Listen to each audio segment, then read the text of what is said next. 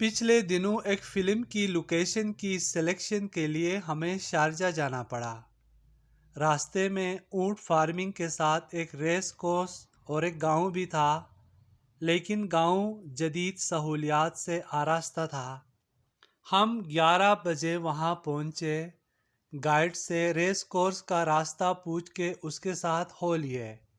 راستے میں ایک قدیم مسجد دیکھنے کو ملی اور اس کے ساتھ چائے کی ایک کینٹین بھی تھی۔ کینٹین کے باہر بینچ پر کئی عربی بیٹھے چائے پی رہے تھے۔ ان میں ایک کافی بوڑھا شخص بھی تھا جو شکل سے بلوچی لگ رہا تھا۔ میں علم کی تلاش میں سرگرداں، خود سے شرط باندھی کہ اس بوڑھے کے ساتھ ضرور چائے پیوں گا۔ اسٹاف کو دور بٹھا کر اور چائے لے کر اس کے پاس جا کے سلام کیا تو اندازہ درست نکلا کہ وہ واقعی ایک بلوچی تھے۔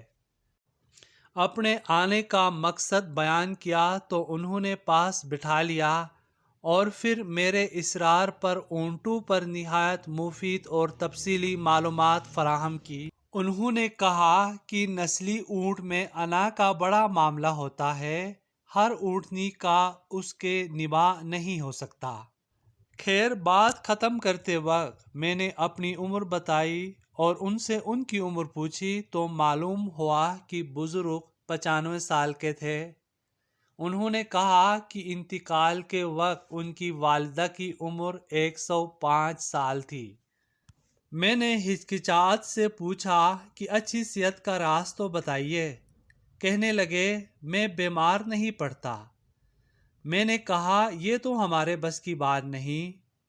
ہنستے ہوئے کہنے لگے، بس کی بات؟ میں نے کہا، آپ بتائیے، میں ضرور عمل کروں گا۔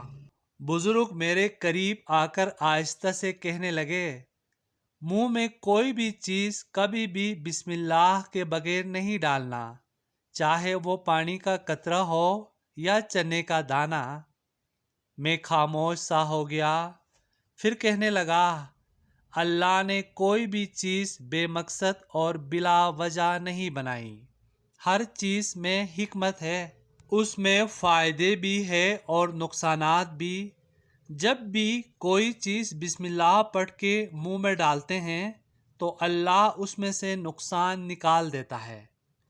ہمیشہ بسم اللہ پڑھ کے کھایا پیا کرو اور دل میں بار بار خالق کا شکر ادا کرتے رہو، اور جب ختم کر لو تو بھی اللہ کا شکر ادا کرو، کبھی بیمار نہیں پڑو گے۔ میری آنکھیں تر ہو گئی۔ ہماری مسجدوں کے ملا اور عالموں سے یہ کتنا بڑا عالم تھا۔ مجھے دیر ہو رہی تھی، میں سلام کر کے اڑنے لگا تو میرے ہاتھ پکڑ کر کہنے لگا، کھانے کے حوالے سے آخری بات بھی سنتے جاؤ۔ میں جی کہہ کر بیٹھ گیا۔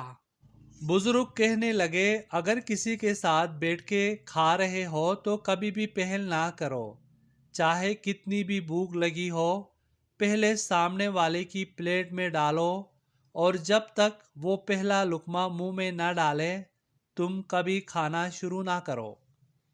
میری ہمت نہ پڑ رہی تھی کہ اس کا فائدہ بھی پوچھوں، لیکن وہ خود ہی کہنے لگے، یہ تمہارے کھانے کا صدقہ ہو گیا ہے اور ساتھ ہی اللہ بھی راضی ہوا کہ تم نے پہلے اس بندے کا خیال رکھا۔